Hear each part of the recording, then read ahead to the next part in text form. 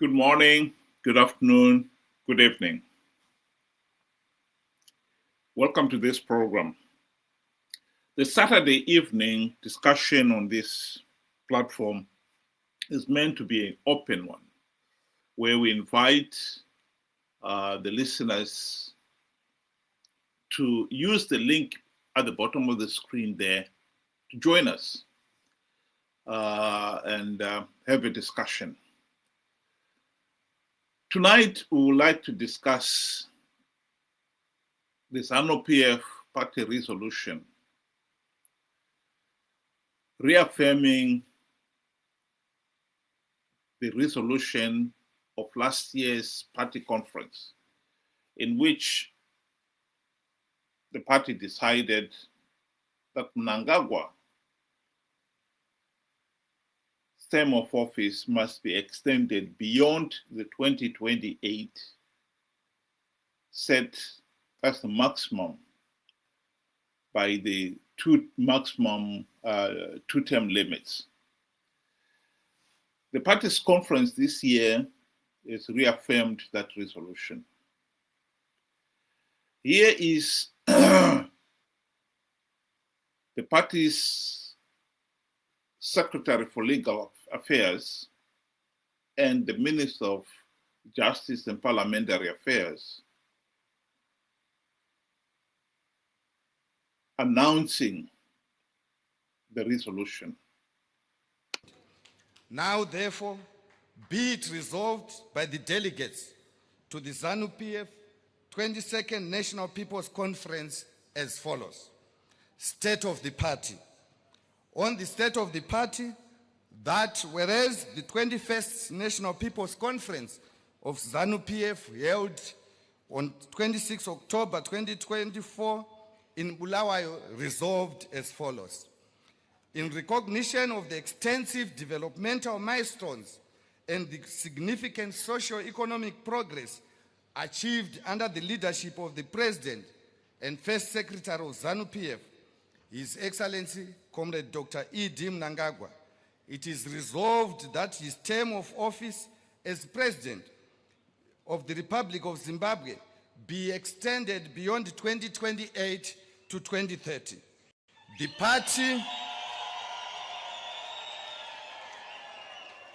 party and government are therefore directed to initiate the requisite legislative amendments to give full effect to this resolution to ensure continuity, stability, and the sustained transformation of the nation. Noting that no notable steps have been taken to implement the above resolution, this conference hereby reaffirms this resolution and directs the Secretary for Legal Affairs and the Minister of Justice to ensure that before the 23rd National People's Conference, this resolution of the party is fully implemented.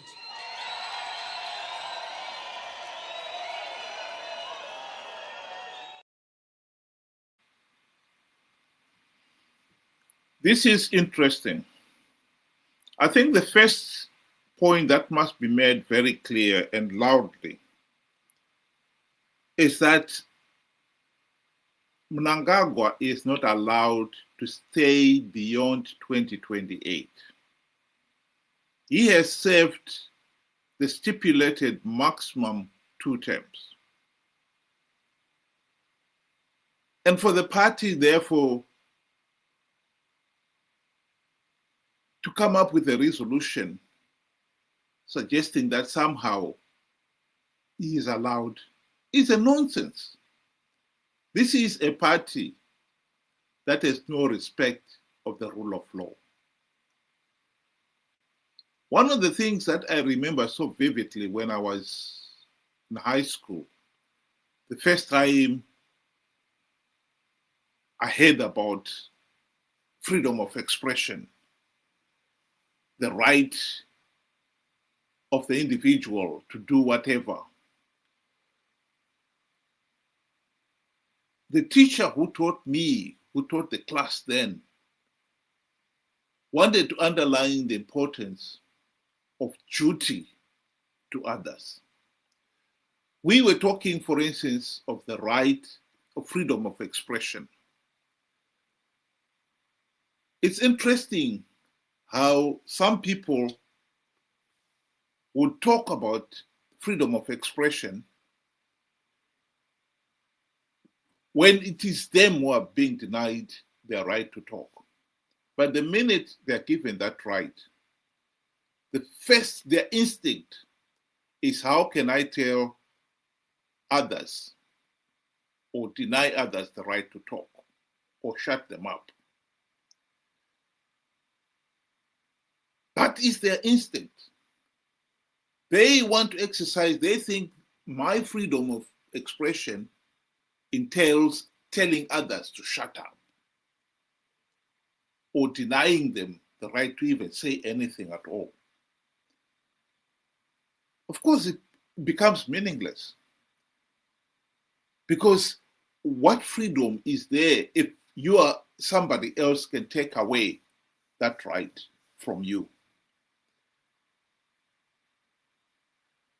The moral of the story was, you can only enjoy freedom of expression or any of these other freedoms if you realize that you have also got a duty of care to others to make sure that you do not deny them the same right.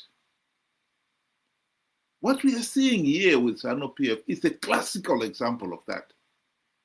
So the party now thinks that because they have got the party in government, they've got the right to change the law so that it suits them. All this argument about, he has made milestones in development, etc., has nothing to do with it. The law was written. It never said, however, you can extend your maximum two-term limits if you are seen to be performing. It was never written like that. The law was very clear. This is the law. Everyone must respect it. You serve a maximum of 2 terms. That's it. And now we've got a party that has encouraged its membership to believe they can change the law under the pretext that Mnangagwa has performed very well. Ben, welcome to the program. You've heard the Zanu PF conference resolution. Are you surprised?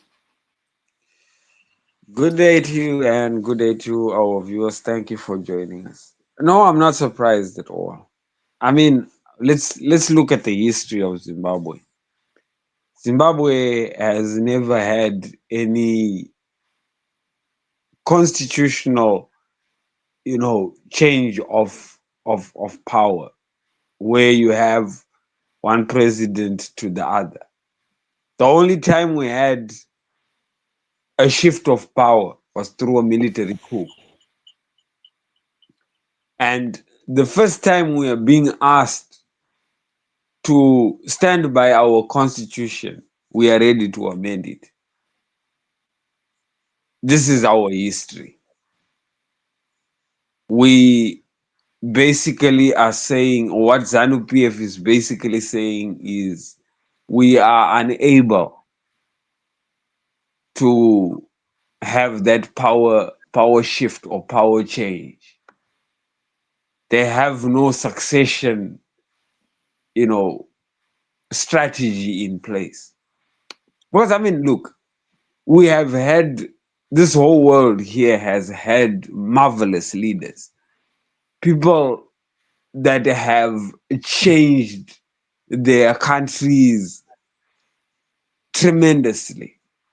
I'll give you an example close to home, South Africa, Nelson Mandela, 1 term of office. But what he did for his country will go down in the history books, and Emerson will never. That is just what it is. But he didn't go and alter the constitution just because he had done something different? Why should he then want to alter just because he's built a few roads? Basically, that is the achievement, and trababalas. Beyond that, there is nothing that he has achieved. The country has 10 ambulances. The country has no medicines in the hospital. Children in the rural areas are learning in dilapidated buildings, mud huts, mud structures. They don't have proper, infrastructure. The only thing that we have seen with Emerson is rampant corruption, which he has achieved, and unless that now, is a merit, there's really nothing to show. Inflation has run away. So where is the merit? Where is the merit in all this? I mean, the world has seen better leaders. They went, they came in and they went. Why is Emerson's case any different?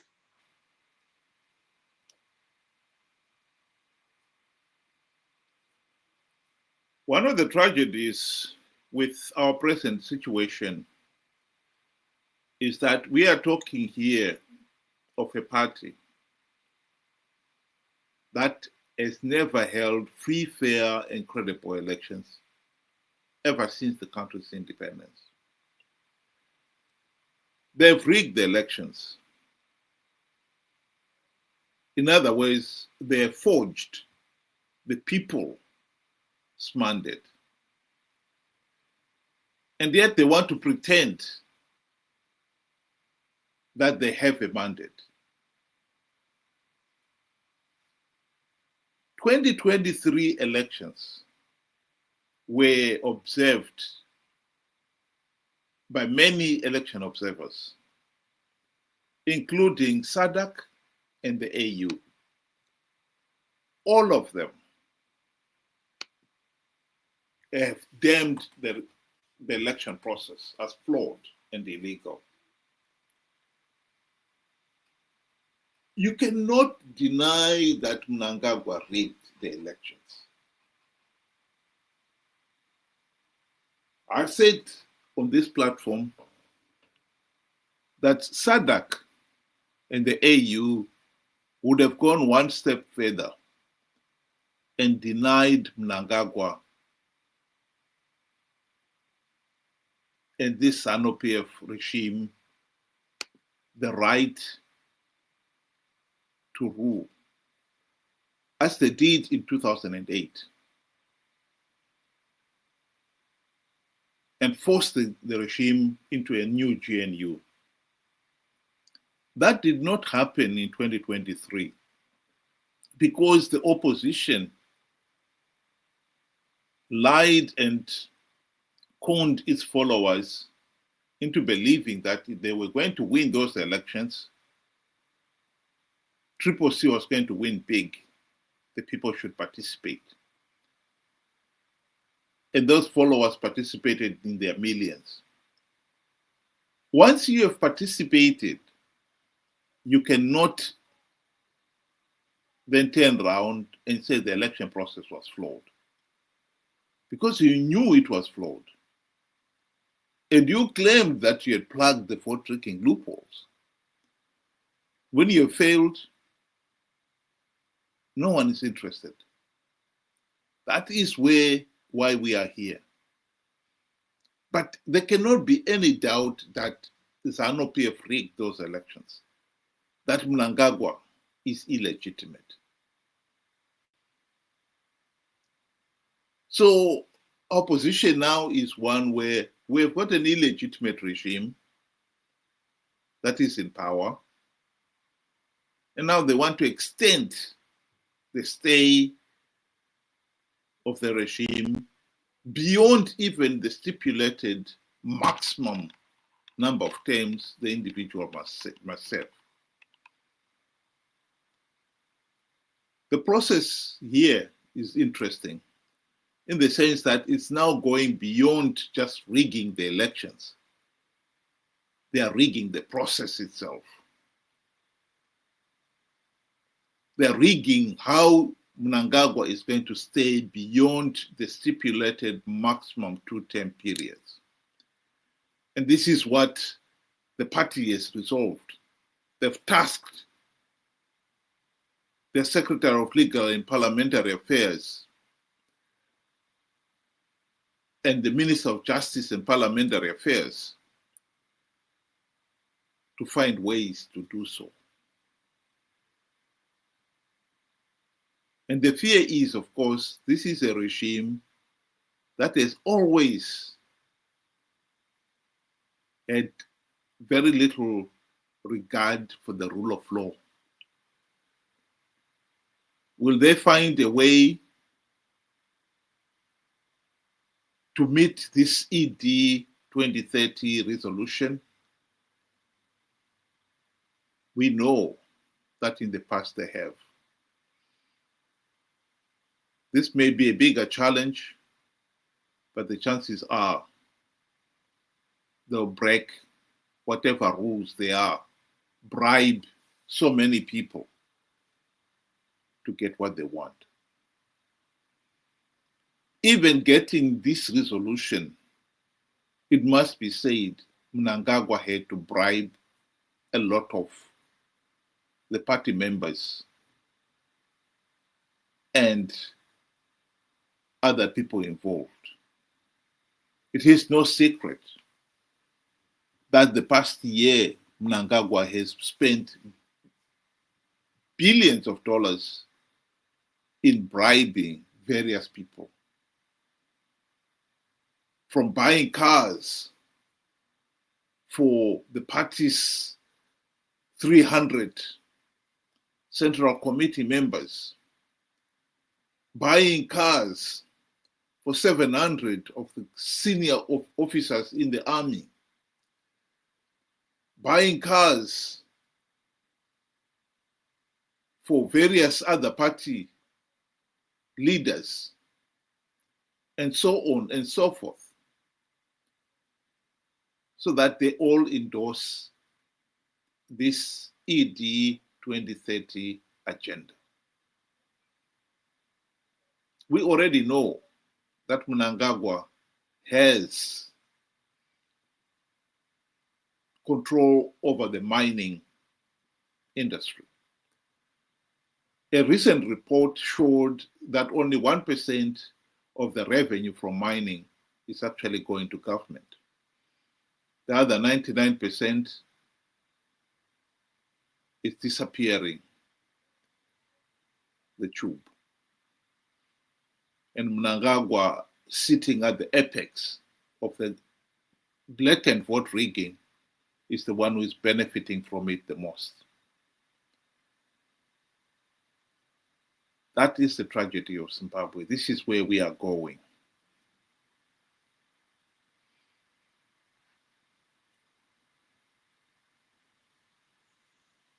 You know, you look at a man that stood up on many occasions and said, I will stand by the Constitution. I'm a constitutionalist. I will not go beyond my term of office.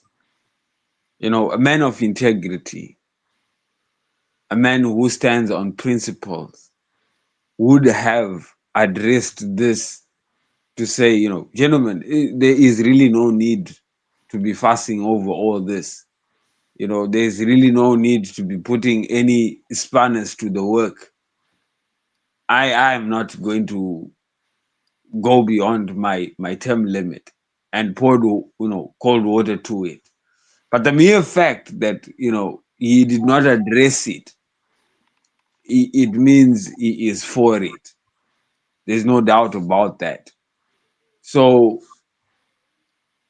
from where I'm looking and I'm standing, I'm saying, you know, we have a president that says one thing and very much willing to do the exact opposite. In fact, he was always going to do the exact opposite. He wanted to extend this term, and he needed, the fools around him to do the donkey work and act as if eventually he was forced into it. But we all know, this was the plan from the word go. But I must say, it's really disappointing at the end to say, ever since independence, Zimbabwe has never had free, fair, and credible elections. Okay, let's take away the free, fair, and credible elections. That looks like a tall order. Zimbabwe has never had a power change that has been smooth and not much talked about. The first time we had power change, we were coming from a coup. That is the only solution that we could come up with. We had to fight each other. We had to chase each other away, and hunt each other down. It just shows, as a country, and that, the type of leaders that we have are so selfish. They want to die in position. What can he still achieve in 2 years that could not have been done in 10 years? You got to ask that question. Man, you had 10 years to fix, what needed to be fixed. What do you need 2 more years for? And from 2005, where we are still, you now need another 5 years. You want to start from today. It's incredible. I really don't get, the whole drive to say, and besides, you do this today, and 2030 comes, you're going to go. Then maybe somebody else is going to take over. What's to stop that person from taking not 2, but another 5 years? It becomes a vicious cycle.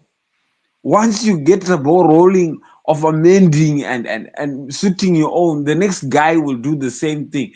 The next guy, eventually the next guy, they will want to be king.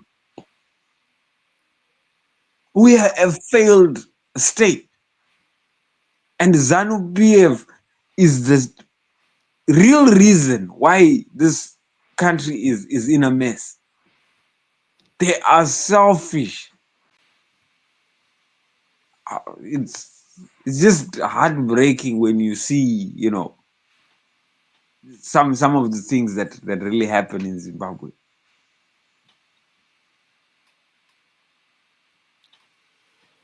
Well, one point that must also be emphasized here is that Mnangagwa is suggesting the very thing that got us into this mess, with this idea that he should be allowed to stay in power.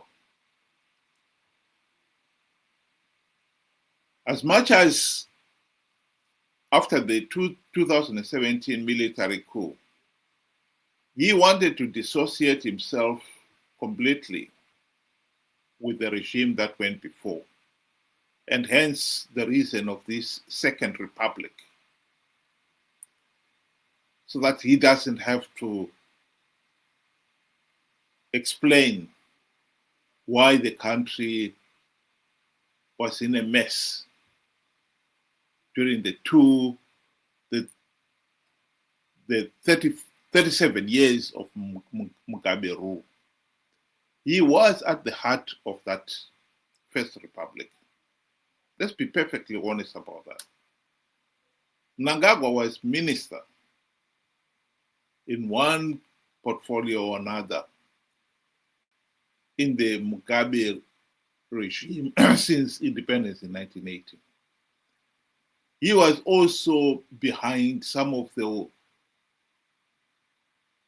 heinous crimes by that regime. He played his part in rigging elections to make sure that Mugabe stays in power.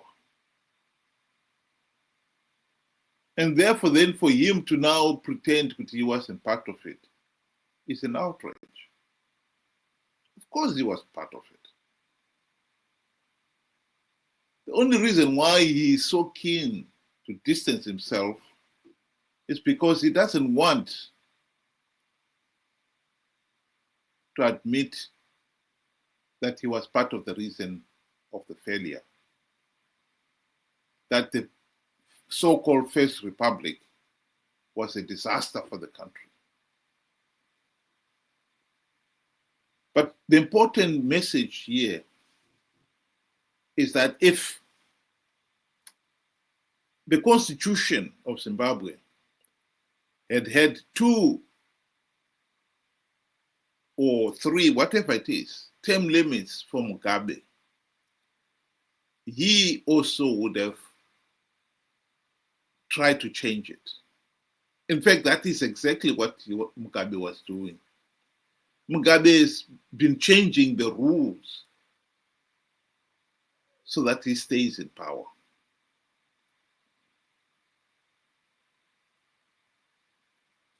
If you look at, for instance, the issue of elections, initially it was parliamentary 5 years, presidential 6 years. But in 2001, he struggled to win the presidential race. And he found, to his shock, that some of his own Zanu PF colleagues were not interested in helping him. So to force them to help him campaign, he came up with the harmonized elections in 2008. Forced all Zanu PF candidates to campaign for him. And now, one of the ways they are thinking of extending Mnangagwa's rule is decoupling this idea of harmonized elections. Again, you can see this is just somebody changing the rules just to give themselves advantage so that they could stay in power for a bit longer. That is exactly the reason why Zimbabwe is a failed state. We have had a regime that was not accountable to the people. And they've used various ways to stay in power. And that's why we are stuck. And this resolution has nothing to do with Mnangagwa being a super performer. Even if he was, it's irrelevant. The right of the people to a meaningful say in the governance of the country is not conditional. That clause in the Constitution is not conditional. It can be changed if the incumbent does well. What about if he can bribe those in positions of power and authority? Where we will be? Stuck. This is the problem we have here. Welcome to you, Temba. I don't know whether you've had a chance to listen to the Zanu PF party resolution that ED 2030 is back on track. Can you summarize? Well, let's just play that video clip again for your benefit, Temba, and for those who have just joined us. Now, therefore, be it resolved by the delegates to the Zanu PF 22nd National People's Conference as follows. State of the party. On the state of the party, that whereas the 21st National People's Conference of Zanu PF held on 26 October 2024 in Bulawayo resolved as follows.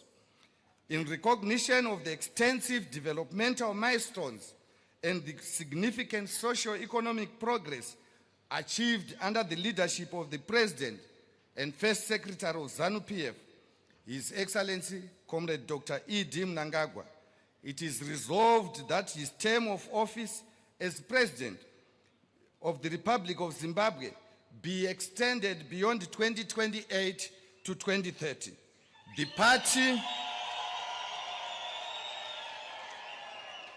The party and government are therefore directed to initiate the requisite legislative amendments to give full effect to this resolution to ensure continuity, stability, and the sustained transformation of the nation. Noting that no notable steps have been taken to implement the above resolution, this conference hereby reaffirms this resolution and directs the Secretary for Legal Affairs and the Minister of Justice to ensure that before the 23rd National People's Conference, this resolution of the party is fully implemented.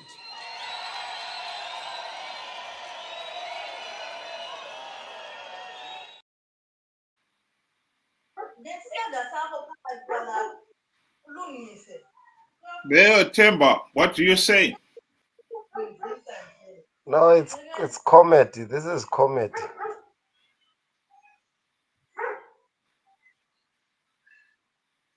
Yeah, it is. It is tragic. No, I won't say tragic, eh? It's just laughable. It's laughable. Ask me why I'm saying it's laughable. It's laughable in the extent that there is no opposition. So opposition is non-existent. So it's just you in your house, you implement your rules, you call them out, but you want a crowd, but there's no crowd. People are, even if the crowd is there, you're just implementing your rules.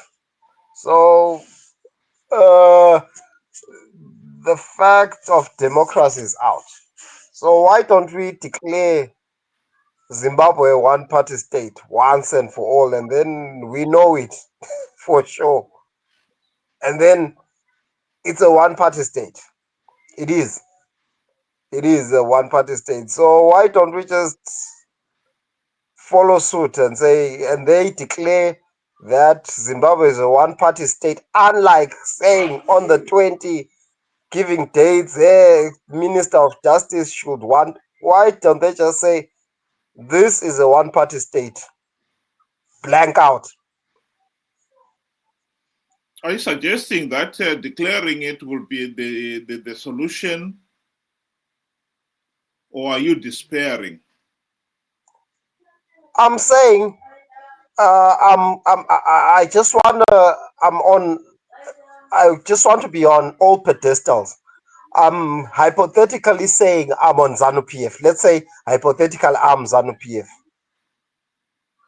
I'll say, why don't we just declare the nation a one-party state once, than dragging feet, and then see the response of people after we declare hypothetically that Zimbabwe is a one-party state.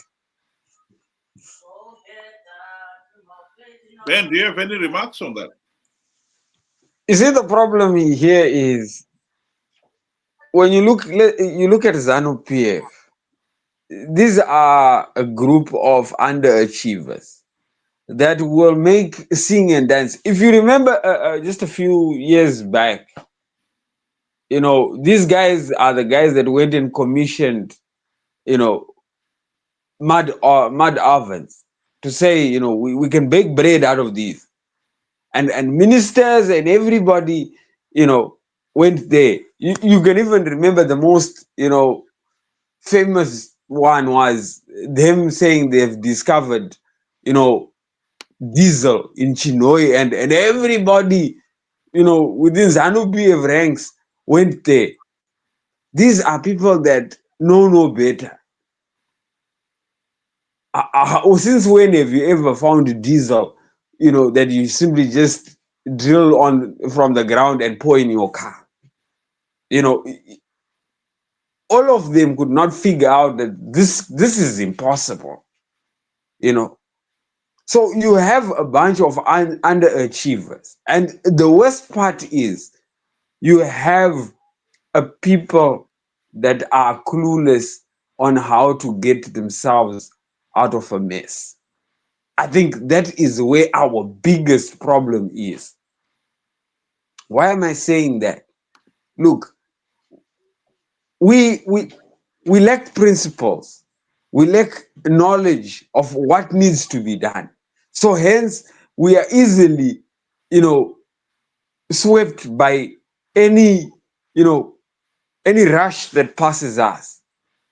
Today Geza says this, we are ready to run with him. Tomorrow Chamisa says this, we are ready to run with him.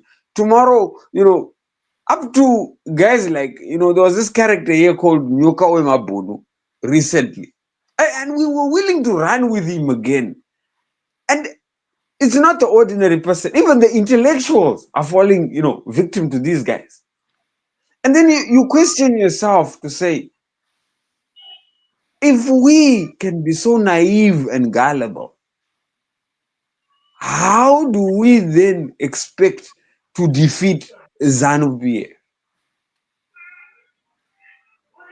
You know, this is why we are at a point where we seem to have lost hope because we really don't know what to do.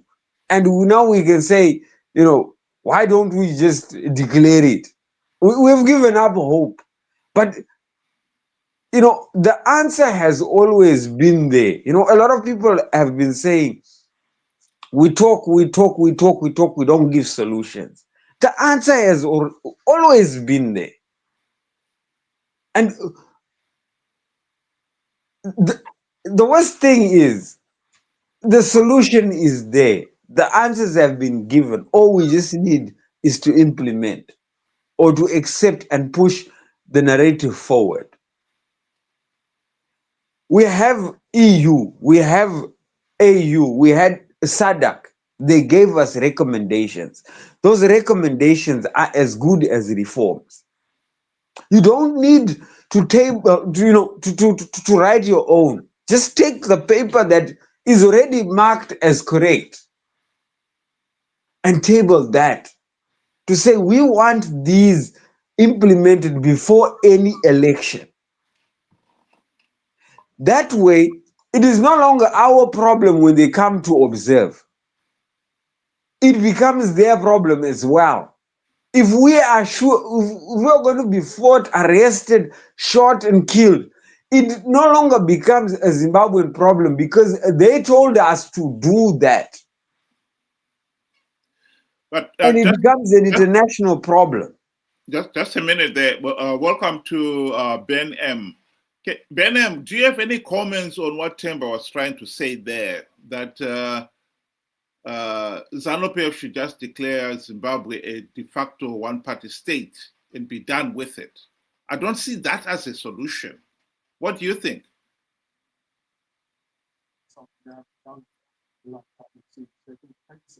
I don't know whether you want to say Praem. Sorry? Do you want to say Praem or there is another guy by Ben M? Ben M. Or Brahim. Okay. I don't know. No, it's Praem, fine. Right. I hear people talking. My brother, we've got a serious problem in Zimbabwe. I just want to contribute a very little. We've got a serious problem. The serious problem comes from us, the people who talk here on the on such platforms. We're very good at talking. We're very good at talking about ideas, but we don't implement them. Right now, we know there is no more opposition in Zimbabwe. We have Keza, who comes out to the people and say, I'm sorry for whatever we did before, but let's remove this monster here. Let's go out and demonstrate. Nobody goes out. He comes again, he says, let's not go out, let's keep indoors. People wake up, they go into town, in business as usual. He comes up again. He says, let's demonstrate. People don't go, giving a leeway to the police to arrest the few people who were there. But if there were even, let's say, 500 people, let me say, not even 500, but let me say 3,000 people who had gathered for this demo.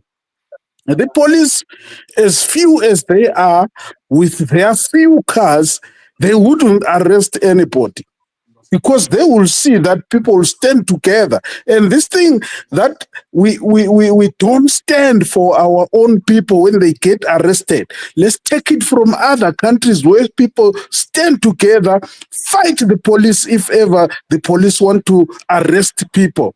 Because by arresting a few people, all what they want to do is instill fear that people are being arrested, so I mustn't find myself here, otherwise I'll be arrested. And the second thing, while Keza is giving these instructions, where is he? Because as a commander, you cannot be giving instructions when you yourself, you are hiding. So who is supposed to be going in front and get arrested when you are hiding somewhere? This is our big problem. We are very good at talking, and the worst thing is that most of us are hiding in other people's countries. We can't go there.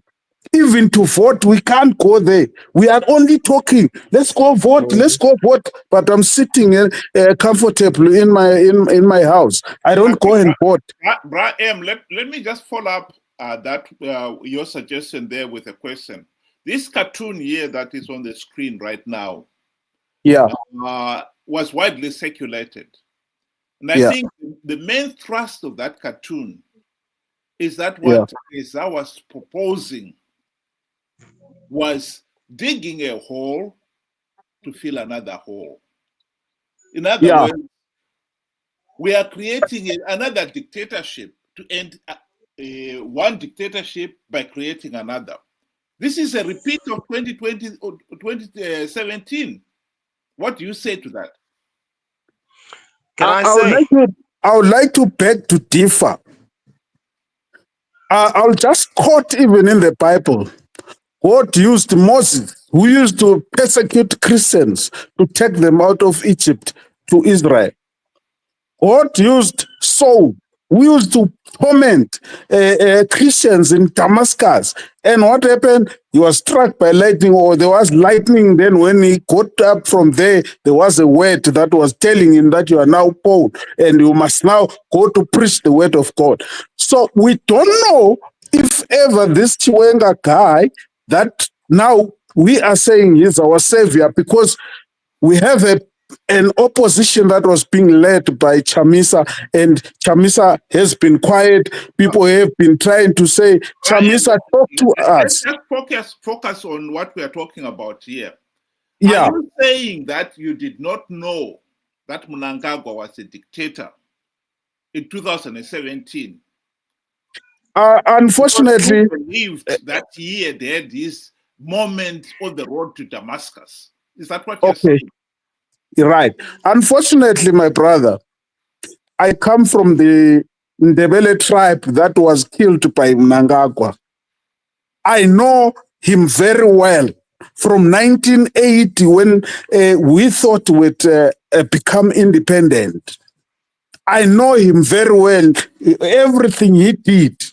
And fortunately, I also worked in the government department, which was in the security. So I know him very well. I know his commands. I know what he does.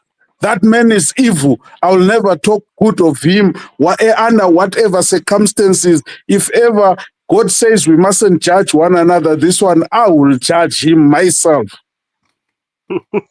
So in other words, you agree with the cartoon there, that we only dug ourselves a hole to cover another hole. We swapped one dictator with another in 2017. In 2017, that's exactly what happened.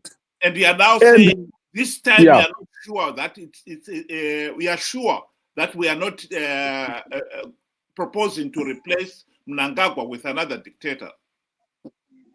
This time, we have been getting the word that these guys, they are working with Chamisa. This is what made us believe that most probably, because right now, my brother, we can take you and put you there in that position. We don't know what you are going to do to us.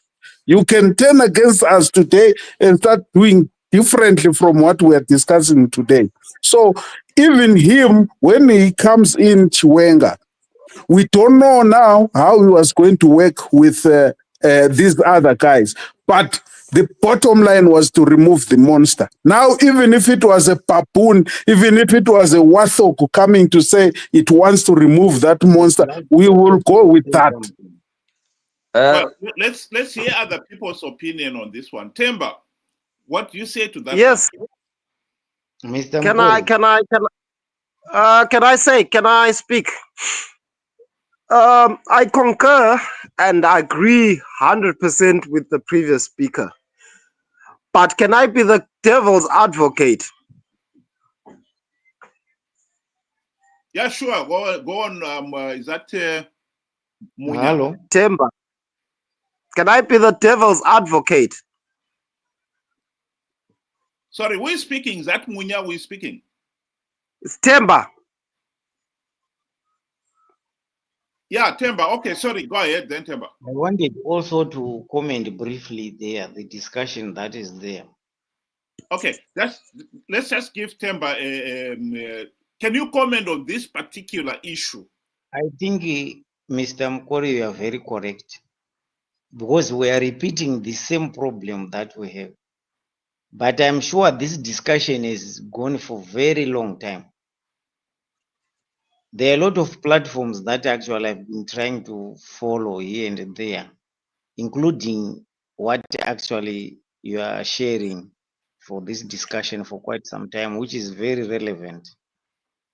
But unfortunately, I don't know how best people can do to really start something on the ground where we can actually mobilize with all these ideas. I followed Dr. Ibo Mandas at some time when they were saying they're drafting something, and I got lost on the way. Because we cannot just fold our hands and say, because Zanu PF have their manifesto or resolutions and so forth. It must be challenged, because we cannot let the coming generation just lose out just like that.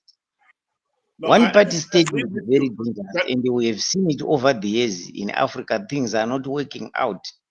Okay, can you just Swati comment so that trying we all can that move and back all to that, that and there subject? is chaos there, and we cannot go any longer. Can I just People interrupt should start. again there? This is the end of 2025. 2026, if there was really people who can Guys, come on board, can I whether speak, please? not from This guy does all not want to walks give of others life, chance people to must speak. really be following all this. Well, I wanted people to just comment on this issue. Why some people genuinely believed that supporting Gesa was not solving anything. Can I continue? With another. Are we doing the same thing here? I want people just to focus on that one. Can we finish it? Who wants to speak there? Temba, Temba. are you free to? Do you want to say something? Yes. I don't take long. Okay. But my question still stands. Why don't they declare one party state? Because there is zero opposition. So let's not be emotional about it and start saying, let's mobilize. They should mobilize in parliament. There's zero representation in parliament for starters. Because if anything, we have to go by the law. Because Zanu PF is using the law. to suppress and manipulate us, whatever it's doing. It's using the law. So why don't we have representation? That's the main question. Why don't we have representation as a people, as disgruntled people? Why are we not represented? What is the problem? Because, okay, let's say the votes are rigged. Yes, we agree the votes are rigged. But there is a portion that do not like Zanu PF. There is a constituency that doesn't like Zanu PF. What is that constituency doing in parliament? Are they all bought? Are they all in Zanu PF pockets? Let's be realistic. Let's not be emotional. Let's investigate who's in Zanu PF's pockets, and that's the simple thing. Can I say we will come back to that one immediately after this one? I don't know whether, Ben, do you want to comment on this issue? Was supporting Geza going to be a repeat of 2017? What is your opinion? Look, we have video footage and we've got video evidence of Geza, before he started doing the live broadcast, when he was still with Blessed Mhlanga, when he was doing the interviews and so forth. He made his position very clear, and he made the terms very clear. First of all, he stands and simply puts it that Chiwenga is supposed to be the leader of the organization. And then he goes on to say, Chinu chedu, tofani gokutopinda. I want a car. That's what he said. I want bodyguards. From that day, that does not tell me that this is a person that is fighting for a better Zimbabwe. It is somebody that wants, because I got booted by the by the current. It's the same as Kasukuwere when he wanted to run, for the 2023 election. He came there as a saint. We know, and we know these people. Our problem should have taught us by now. One thing we should have learned is that Mugabe was not the problem. Zanu PF was. Because as soon as we removed Mugabe and put Mnangagwa, the same story continued. If not, it got worse. So I'm saying... Can I say something? Sorry. Continue, Ben. So I'm saying that from what Geza is offering and what the people need are two different things. This is why you find people are not going out as he expects them to. Because the people are learning to say, oh, hold on a minute. This could be 2017. Because the conditions are the same. There's nothing that has changed. It's just different mouthpieces. But the conditions are exactly the same. Okay, gentlemen, let's leave that issue. Bra M, you heard what Temba was proposing there. That should Zanu PF just declare a de facto one-party state and be done with it. What is your comment to that specific issue? Yeah, my answer to that one-party state was declared in 1980. Some of us were already adults by then. We know exactly that when Zanu PF came in, the first thing that they muted was we need to have a one-party state. Despite that, they knew there was ZAPU that was fighting alongside them for the liberation of the country. Then it failed in the sense that ZAPU would win all the constituencies from Whitebridge to Vic Falls to Binga to Midlands. So with all those 29 seats that ZAPU would win, they couldn't just say, let's do it. It failed. This is the reason they brought in the Kukuraundi story with a fake dissidents that they created themselves. I have to agree with you there. I honestly think declaring a one-party state, we are lucky actually that we have not crossed that line yet. And it will be a pity if we allow them to. Temba, what you were saying there, that at the present moment there is no meaningful opposition, it has been in Zanu PF's interest to undermine the opposition and to bribe them to do Zanu PF's bidding.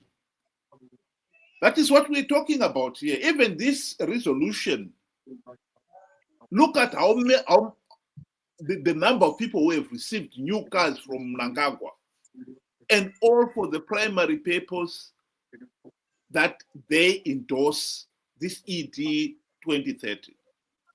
So there was nothing democratic about that resolution. And the other thing that we said maybe before you joined is, even if it was the will of the people of the Zanu PF membership freely given, it is still unconstitutional. I cannot deny other people's right to vote for whoever they like, just because I am now the majority in the ruling party. That is part and parcel of understanding that the rule of law, when you say you have got the right to speak, it should also mean that you have got a duty to make sure that that right is extended to everybody else. And that is what Zanu PF is failing to do here. They want to pretend that the membership of the party is forcing them to break the law. They should have told those people that this is completely nonsense. The law, the constitution of the land says you serve a maximum of 2 terms. That is it, period. It never said if you are performing well and your party members want you to stay, you can break the law and extend your rule. I think that is part and parcel of understanding the rule of law.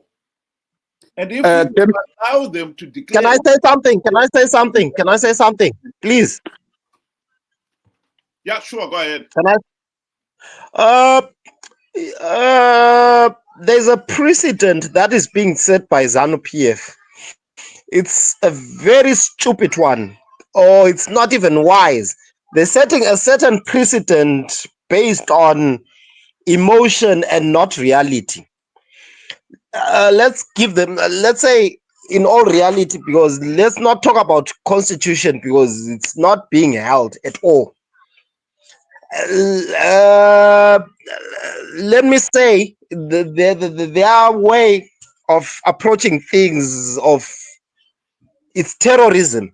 It's terrorism. They're setting a precedent of terrorism because they're setting the one precedent that won't be sustainable at all. And then it will go back and bite them. They're not wise at all. As much as they are hanging to power, democracy should stand, because democracy is the constitution. The constitution is being manipulated. If you can see clearly, you've got 5 senses, you'll see that they're using the constitution to portray something, but in all essence, like I said, Zimbabwe is a one-party state, but it's just not official. It's just not official. Can I say something regarding exactly what you are saying, my brother? Yes. Remember, there are 2 constitutions here that we're talking about. We have a party constitution. We have a national constitution where you, me, and everybody else participate into drafting that constitution until it comes up being a book that enshrines all the laws and the rights of that particular country or nation. The party involves only party affiliates. So Zanu PF is actually not differentiating between the national and the party constitution. They take the party constitution and also apply it on the national constitution, knowing pretty well what the national constitution says. So it's deliberate. And it's because they are the rulers. They are the people who can control the military. They are the people who can control all the government institutions. So that's why they are doing it deliberately. Otherwise, in a democratic state, the president of ZANU can be their president or life president. We don't care. But the president of the country must be guided by the constitution. And if the constitution is being breached deliberately, the law must take its course. But unfortunately, it's not the case in Zimbabwe. That's why my point still stands. My point still stands. Why doesn't Zanu PF just declare one party state?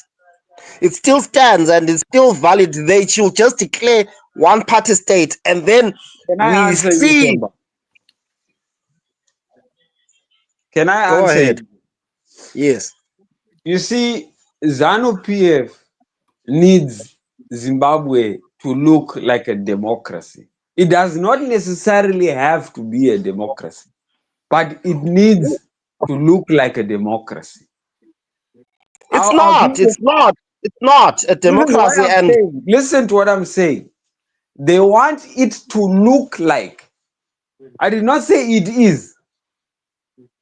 Because Zimbabwe is not a democracy. I mean, look, let's look at the SADC report, the AU report, all observer mission reports. They stated that even the election did not pass our constitutional standards. It was illegal. Also, That is what they say. Which law is there? When all the courts they are captured by the state. That's why you Wait. find if people even go Wait. with genuine cases, This whether is- it's political or anything, they won't win because ZANU PF, they've actually captured and they put their people there. So which That's law what I are you understand. saying that Yes, they are I following? the law? agree They with you don't there, follow the brother. law. I agree with you. I agree with They've you destroyed 100%. every institution of the Kept- country. And that look is at- why we are saying all people from all walks of life must come up, especially when this issue of 2028 election is coming. Let's not even participate in that. But we Exactly. should not fold our Me and hands. you are talking People the must same thing, but demand you are kind of that going ahead. all things must be done transparently. Exactly. Voters roll into chaos. They are ghost voters there. We are talking the same language. It is manned by ZANU PF and everyone. There is no election that can happen in that.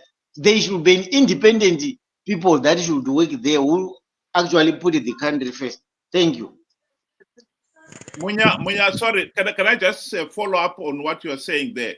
What you are saying is correct, but what Themba and Ben are also saying is that those institutions, those elections are not free, fair, and credible. So where do we go from here? We can't keep on saying, oh, we want elections to be free, fair, and credible, and yet acknowledge that they are not in practice free, fair, and credible. So where do we go from here? I don't know whether Ben or Themba, you want to follow that one up again. My brother, let me answer you on that one. In Zimbabwe, there will never be any free elections with the caliber of the leaders that are there. Secondly, if you look at what is happening, people are dividing themselves on tribal grounds. Before, it was like Ndebeles versus the Shonas. Now, the Ndebeles are out of the equation in this.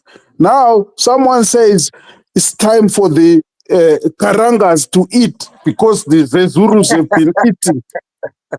The next day, it will be the Makore people must now eat. Then the next day, it will be Manyiga who must eat. I'm being honest with this. So elections don't work. We just need to pick up guns.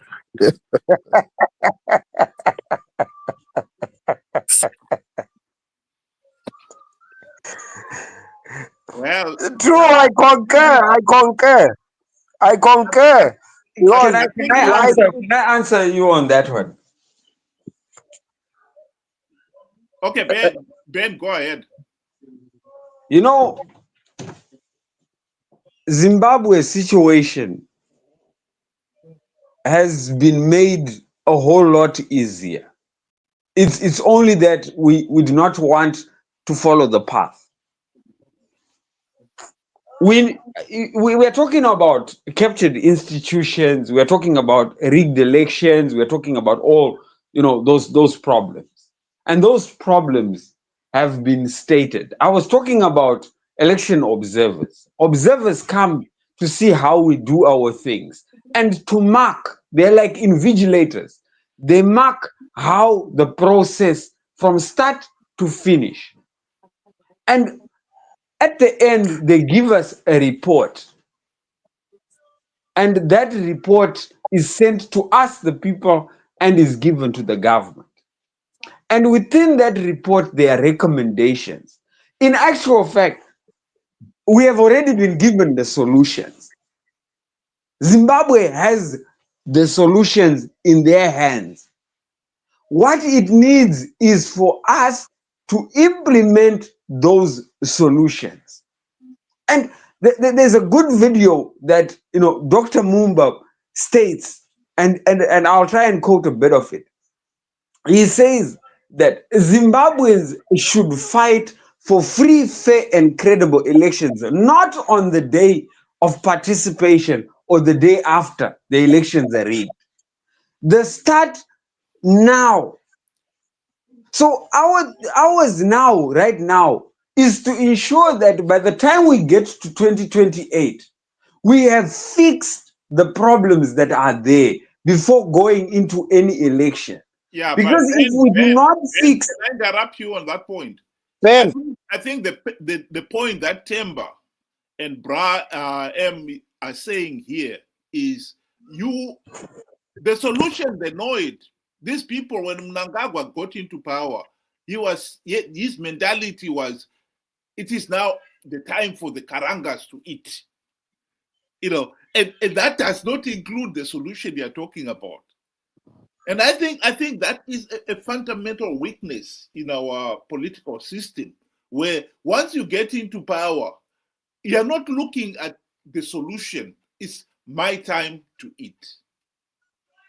That is what we should address there, I think. no, can I speak? Yeah, go ahead. Ben, I think you're a bit soft on this one. You're a bit soft in the sense that you think Zanu PF will follow the law, will implement. For a thing to be implemented, it's an institution, bruh. An institution that's government. And government is Zanu PF. It won't implement. So let's not saying let's implement, but for something to be implemented, it's an institution that has to do it. But the problem, institution. Demba, look at it this way. The problem is we don't seem to value the part that we have played. It's unfortunate for Zimbabwe that we have had characters just like Zanu PF for opposition. Zimbabweans have done a lot. A lot of people say Zimbabweans are coward, they don't want to march. Zimbabweans have sacrificed a lot. I'll take you back to 2008 when Emerson and his Zanu PF went about beating those people, on Operation Mavotera Papi. The people of Zimbabwe had spoken. Come back again, fast forward 2023. Over 2 million plus people went and voted for Chamisa. And after Sadak had stepped in, Chamisa and his clowns went ahead and took up seats in an illegal process, hence granting legitimacy. So we cannot say Zimbabweans did not do something. Zimbabweans did something. But unfortunately, we have selfish, the guys that you're talking about, Dodavo Kumbojga. This is what the MPs, Triple C MPs said. It's our hard-earned money. We invested and we need to win it back. So that was the reason. I mean, look, if you're an MP, boss, right now, you invest $1,000 to stand as a candidate. The moment you win, 70,000, that's your vehicle, traveling allowance, hotels, and so forth, and so forth. You're making tremendous money. That is motivation enough to even participate in rigged elections. So unfortunately, we cannot say Zimbabweans have not sacrificed. Zimbabweans have sacrificed, but the clowns that have been at our disposal as so-called opposition have let us down. I beg to differ with you. Can I say something, Temba? Can we give Brian the opportunity to speak? Answer back. I want to answer my brother here. Right. There is one, I don't know whether I must call it a phenomena that is happening in Zimbabwe when it comes to elections. Right now, a lot of people say, Chamisa is an individual. But come elections, there is 105 parties to vote for. Where are these parties right now when things are like this? Including people like Monzora.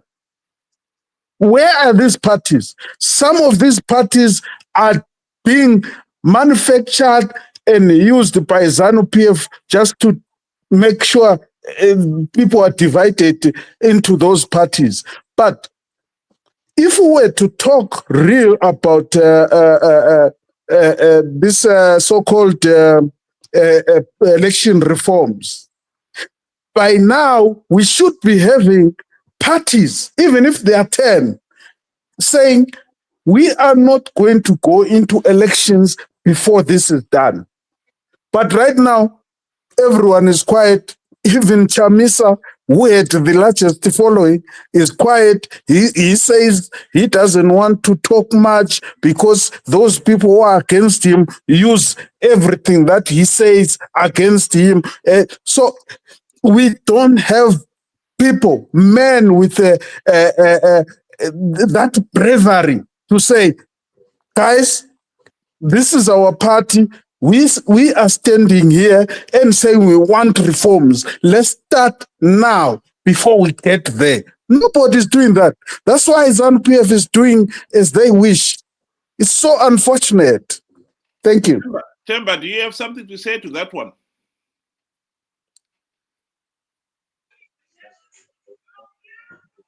My point still stands.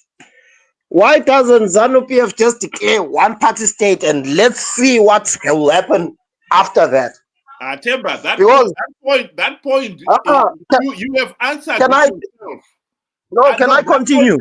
Let me just clarify, comment on that one quickly. You have answered it yourself. Is it the formal declaration of one party state?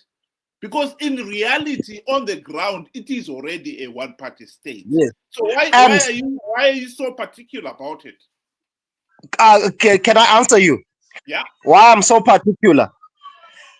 Because maybe Zimbabweans need that drastic push. Zanu PF should just take the rupuk and throw it in the drain and just say Zimbabwean constitution is now Zanu PF constitution is now the Zimbabwean constitution. They should just declare it because that's what it is. And then let's see if we are so gullible. We are so gullible to the extent that even churches are mushrooming everywhere. We are so gullible as Zimbabweans, and we don't even as Zimbabwean. There is the trend that madiri, money. That money thing is killing us. the greed for money. We are so greedy as Zimbabweans. The culture of Zimbabweans are so greedy for money. So that's what Zanu PF is using against us. The appetite for money that we're not even holding. So they fish you with money that is not even in your hand. And Kemba, just a hope. Kemba, you ask a question, then you start pressing to somewhere else. You were asking a simple question that why are they not declaring a one-party state? Dwell on that question, and I think they've been answered. And we've answered you that this one-party state thing started long time when we attained our so-called independence, which is not independence. And they are not going to come out and say, today, Zimbabweans, let it be known to you that we are declaring a one-party state. They will not do that. You will see it. So you can keep on asking this question over and over, but they will never come out. It's for you now to see with your clever eye and your clever brains that, no, these people have declared a one-party state by whatever they will be doing, but they will never come and tell you from their word of mouth. So let's forget about that and dwell on the discussion as to what is happening right now. The one-party state thing is over. It's already there by destroying the Chamisa opposition party, Triple C. They were heading towards there. That's why they used somebody from Triple C, who is Chabangu. Chabangu made sure that whenever he recalled somebody, there were elections, he would not deploy someone to be elected from that constituency or from that place. It's already a known case that is exactly where we are heading to. That is eventually 100% ZANU PF in parliament. Thank you very much. I'm answered. Thank you.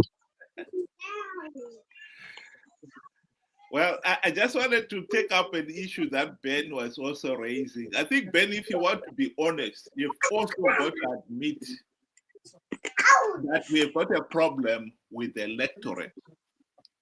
You were talking about the opposition leaders being corrupt and incompetent. The problem with sorry, it was Brian maybe was saying that the opposition biggest problem has been you've got a membership that will follow you blindly. So when you look at, for instance, the issue of implementing reforms to make sure elections are free, fair, and credible, the opposition, MDC and Triple C, had the opportunity to implement those reforms. They did not. And worse still, their supporters have failed to pick on that. You cannot run away from it. You cannot run away from the fact that the opposition, MDC, and I think at one time we were talking of Monzora and so forth, have been corrupted by ZANU PF to the point where they are now ZANU PF Team B in all but name. And not only that, they have managed to con their people, their followers, to believe that they are still fighting in the people's corner. And the people themselves have been slow in picking that up. Ben was talking about these reports. How many times have those reports been made public? And how many times have the supporters of the opposition parties come up and say to their leaders, why are we not implementing those reforms? They've never done so. So our problem, the essence of it is we have a compound problem. ZANU PF, I agree, it's a dictatorship. It has imposed itself on the nation and has no intention of giving up power. When they say, they really mean it. They have no intention of giving up power. by hook or by crook. Then we've got the opposition, who, when they were elected initially, they promised to bring about the changes the nation needed, implement those reforms to stop Zanu PF rigging the elections. But in the last 25 years, most of the opposition leaders that are active out there have been corrupted to the point now where they are Zanu PF in all but name. And then we've got the electorate, who have been so naive, gullible, they believe in a leader to the point of becoming blind to the failings of the leader. On this platform, we have discussed the issue of Chamisa lied to the people about implementing reforms, about Triple C winning big because we've plugged the vote rigging loopholes. We discussed that before the elections, during the elections, after the elections, and even after the elections when the evidence is there that he actually lied because Zanu PF went on to blatantly rig those elections. Some people still refuse to accept Chamisa lied. Why? Because they've got this personality cult mentality where Chamisa has been put on a pedestal. He's become a god who cannot do anything wrong. Democracy does not work when you've got people with that mentality. That is the reality of it. Because Zanu PF has taken advantage of that to make sure that they've got an opposition which is only there by name. That is our problem, gentlemen. Yeah, it's sad. When Zanu PF says Zanu PF Europa, they don't mean that we got independence through the blood, but they mean themselves would rather resort to shedding blood if ever they see their rule being threatened. So most probably, with what is now happening, people don't even know. From my observation, the people of Zimbabwe are now confused. They don't even know what to do. They don't even know who is right, who is wrong. So, vachatonga kusvika matonga ava nenyanga. So, it's a sad story, gentlemen. But I don't know. Let's just put it to God to give us that reprieve, maybe to have his own way happening to that country. Otherwise, it's a very, very sad thing. You know what I always say? The moment we keep saying there's an opposition, it's over decorating, guys. Let's be realistic. The Chamisa, it's just a coalition partner. Like in South Africa, there is COSATU. Chamisa is COSATU. It's part of Zanu PF. The moment we realize that, the earlier the better. Our problem is not Zanu PF. Our problem is the opposition. The opposition is a coalition, not an opposition. It's a coalition government. It's what can I say? It's a branch that campaigns for Zanu PF, but pretending to be an opposition. So our main headache is the opposition. Let's leave Zanu PF alone. Their traits are, we know them, we've seen them, but our problem is our opposition. That's my take. Who is supposed to be the opposition, Temba? I am opposing. Personally, I'm opposing. I don't like what's happening, but I am just one man.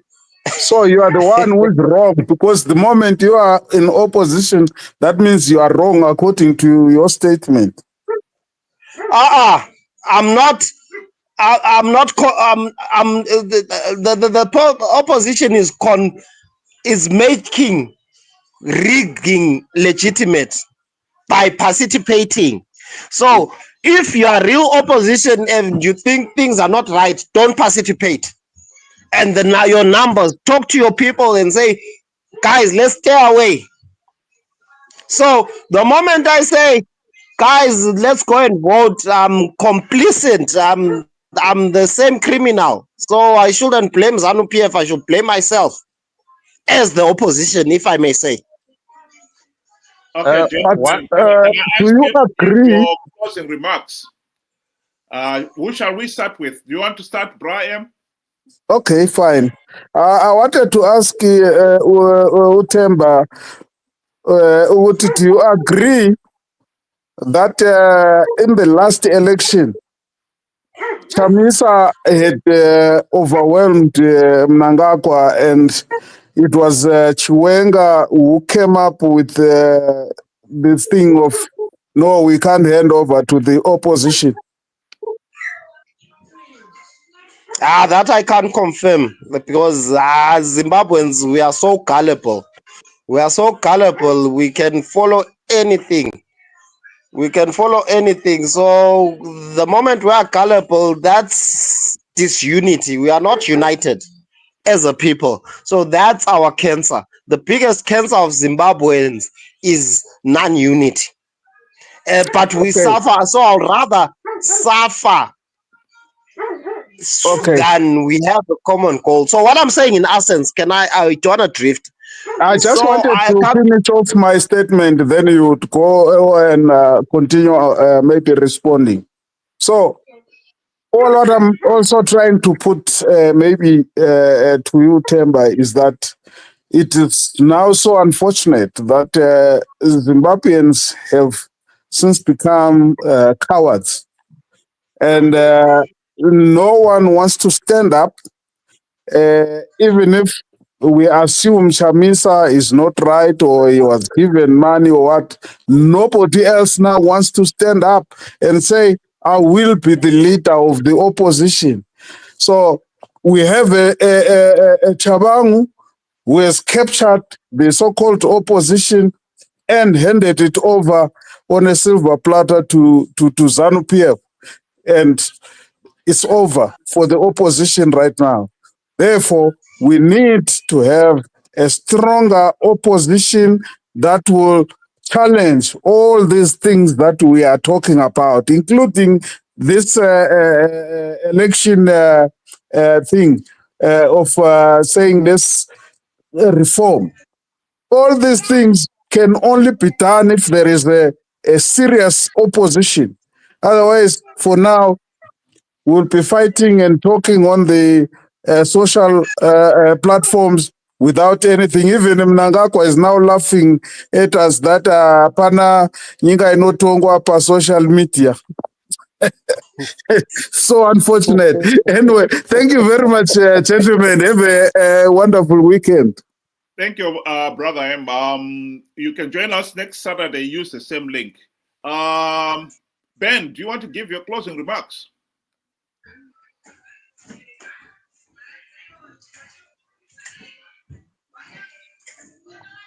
Ben, are you still there? Okay, Temba, do you want to give your closing remarks? Yes. Go ahead. My closing remarks it's a tragedy. It's a tragedy, but let's self-respect. Let's introspect as personal on a personal level. Let's not bring the Zanu PF MTC. As a Zimbabwean, what do you want for the future generation? What do you want for the future generation? Do you want the same system that only gives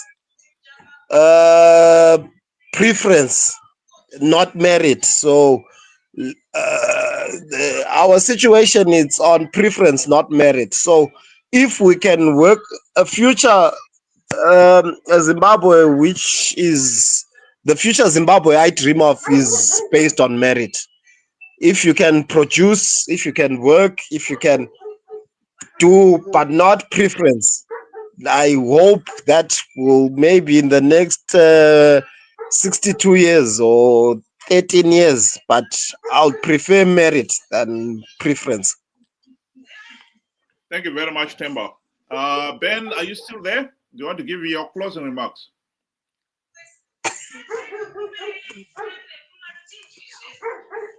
Okay.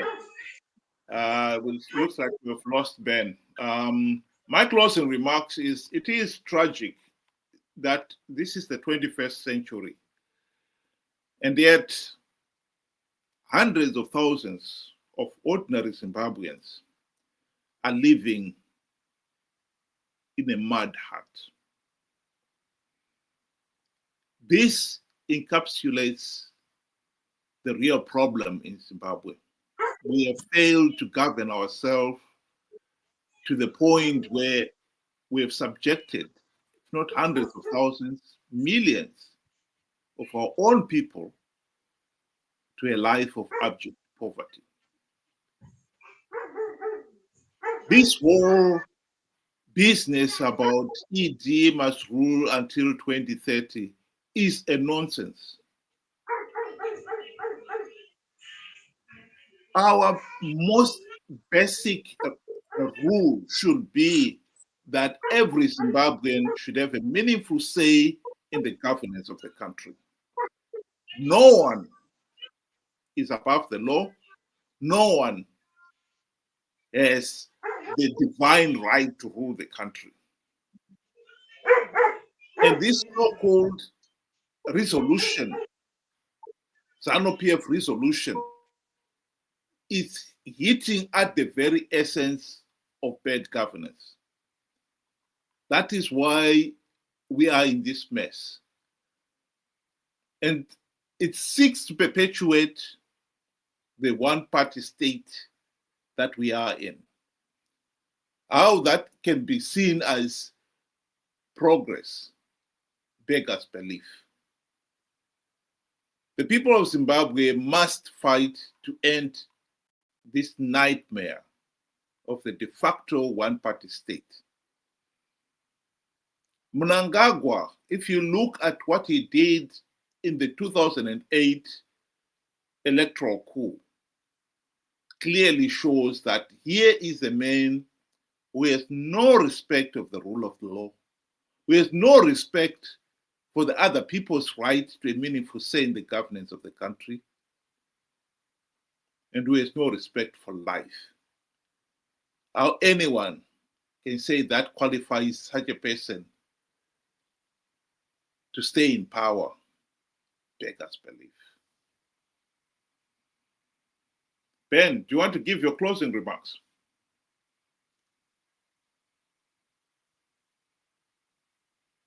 Okay, for some reason we are failing to get Ben back.